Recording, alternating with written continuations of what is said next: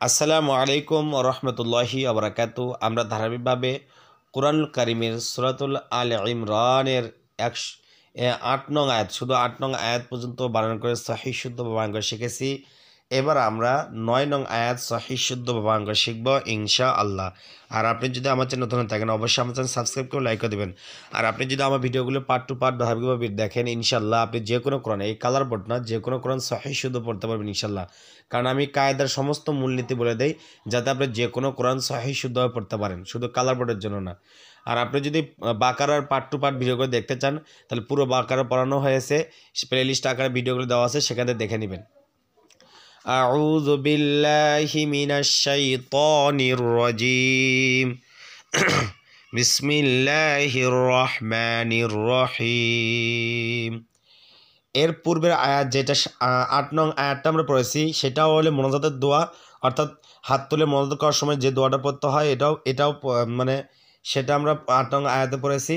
আবার তার বাকি অংশ ফির এখানে রয়েছে। 9 নং আয়াতটাও আপনি মোনাজাতে পড়তে পারবেন, হাত তুলে মোনাজাতে পড়তে পারবেন। তাহলে একটু মনোযোগ সহকারে ভিডিওতে দেখুন। রবা জবর রব, বা জবর বা, রব বা, নুন আলি জবর না, মাধ্যে মুনফাসিল 3 আলিফ টান, ওপরে চিকন চিহ্ন, বামে লম্বা রয়েছে, 3 আলিফ টান পড়তে হবে, বলতে হবে রব্বানা। এখানে একটা জিনিস বলে দেয়, এই 3 দাঁত চিহ্নকে বলা হয় তাসদিদ। এই 3 দাঁত চিহ্নকে বলা হয় তাসদিদ, অর্থাৎ তাসদিদ হওয়ার 2 বার উচ্চারণ করতে হবে, ডান দিকে হরকতের সঙ্গে একবার, নিজ হরকতের সঙ্গে একবার, এভাবে রবা জবর রব, বা জবর বা, রব্বা। তাহলে বলবো রব্বানা। হামজা নুন জার ইন, নুনে তাসদিদ গুণা করা ওয়াজিব, নুন জবর না, ইন না, কাপ জবর কা, ইন না কা, ইন না কা, জিম আলিফ জবর যা, জবরের বাম পাশে খালি লিফ, একালিফ টান, ইন না কা যা, মিম জার মি, আইন যা নুনকে ধরবে, আইন নুন পেশ উন, চাপ দিয়ে পড়তে হবে আইনটা। আর আমরা জানি নুনের তার সাথে গুণা করা ওয়াজিব, এটা মনে রাখবেন। তাহলে যা মি উন, নুন আলিফ জবর না, জবরের বাম পাশে খালি লিফ, একালিফ টান, জামিউন না, সিন জাসি, জামিউন নাসি, জামিউন নাসি। এখানে একটা কথা বলি আপনাদেরকে, সেটা হলো কালার বোর্ডের জন্য যদি তাসদীদ নুনের উপর কমলা কালার রঙ করা থাকে তাহলে সে তাসদীদ নুনগুলোকে কী করতে হবে, গুণনা করে পড়তে হবে, বলতে হবে ইন্নাকা জামিউন নাসি। লাম জাল্লি, ইয়া যা ওয়াওকে ধরবে, ইয়া ওয়াও জবর ইয়াও, লি ইয়াও, মিম যা এই লামকে ধরবে, মিম লাম 2 জের মিল, লিয়াও মিল, লাম আলি জবর লা, জবরের বাম পাশে খালি লিফ, একালিফ টান। এখন দেখেন এখানে আপনি বলতে পারেন এখানে কি বললেন আপনি, এখানে লাম আলিফ রয়েছে, লাম আলিফ রয়েছে, প্রথমটা লাম এরপরটা খালি আলিফ, আর লামের উপরে তাসদীদ এবং জবর রয়েছে। আমরা জানি তাসদীদ 2 বার উচ্চারণ করতে হয়, তাহলে লামটাকে আমরা 2 বার উচ্চারণ করবো।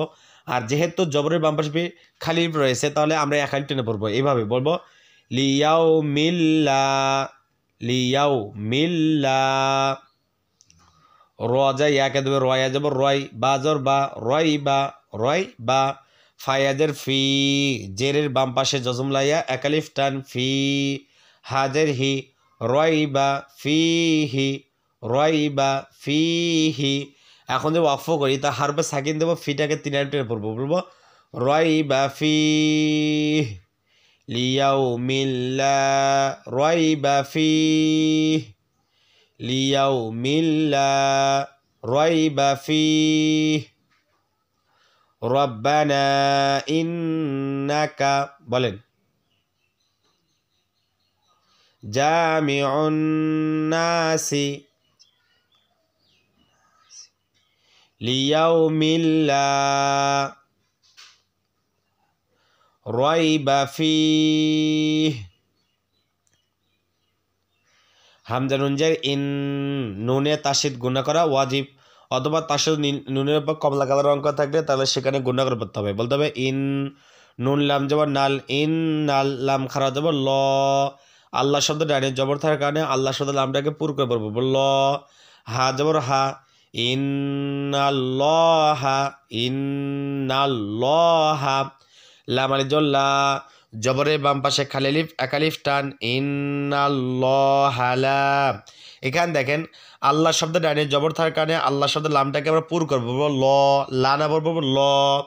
আর যেহেতু লামের উপর খা জবর রয়েছে তাহলে এক টেনে পড়তে হবে, বলতে হবে ইন্নাল্লাহা লা জবরের বাম পাশে খালি লাম আলিফ রয়েছে এর সাথে ইয়া খ পেশ ইউখ লাম জাল্লি ইউখলি ফা যা লামকে দেয় ফা লাম পেশ ফুল ইউখলি ফুল ইয়া পেশ ইউ হয় তাহলে ইউখলি ফুল মিমিয়াজের মি জেরের বাম পাশে জজমুলা ইয়া একালিফ টান মাদ্দে তাবাই মনে রাখবেন মি আইন আল জর আ জবরের বাম পাশে খালি লিফ একালিফ টান মাদ্দে তাবাই এটাও মনে রাখবেন তাহলে বলবো মি আ দাল জবর দা মি আদা মি আদা এখন যদি অফ করি তা দালের উপর সাকিন দেবো আটাকে আমরা 3 আলিফ টেনে পড়বো একটা যে মনে রাখবেন যেই হরফটা এক আলিফ টেনে পড়তে হয় তার পর হরফকে সাকিন দিয়ে অফ করে থামলে সেই এক আলিফ টানটাকে 3 আলিফ টেনে পড়তে হয় বলতে হবে মি আদ লা ইউখলিফুল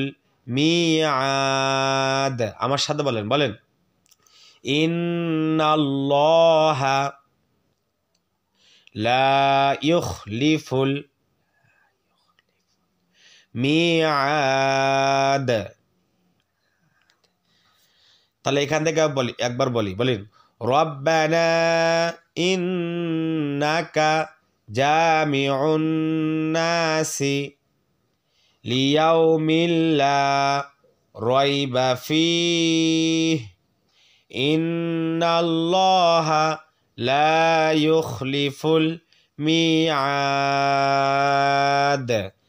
এইখান থেকে একবারই আমরা এখান থেকে পড়ি কারণ এটি যেহেতু মোনাজাতের দোয়া তাহলে এখান থেকে আপনি একবার বলে দেই তাহলে আপনি একটু মুখস্থ করে নেবেন রব্বানা লা তুজিগ কুলুবানা বা'দা ইয হাদাইতানা ওয়া হাব লানা মিন লাদুনকা রাহমাহ ইন্নাকা আনতাল ওয়াহ্হাব রব্বানা ইন্নাকা জামিউন নাসি লিয়াউমিল লা রাইবা ফীহি ইন্নাল্লাহা লা ইউখলিফুল মিআদ আপনারা বুঝতে পারলেন তাহলে এটা কিভাবে পড়তে হবে কোন জায়গায় টানতে হবে কোন জায়গায় গুণা করতে হবে যদি আপনাদের কাছে ভিডিওটি ভালো লেগে থাকে তাহলে অবশ্যই আমার চ্যানেল সাবস্ক্রাইব করবেন এবং লাইক করে দিবেন আর আমার ভিডিওগুলো আপনাদের কাছে কেমন লাগে অবশ্যই কমেন্ট করে জানাবেন বেশি বেশি কমেন্ট করবেন একটু আসসালামু আলাইকুম ওয়া রাহমাতুল্লাহি ওয়া বারাকাতুহু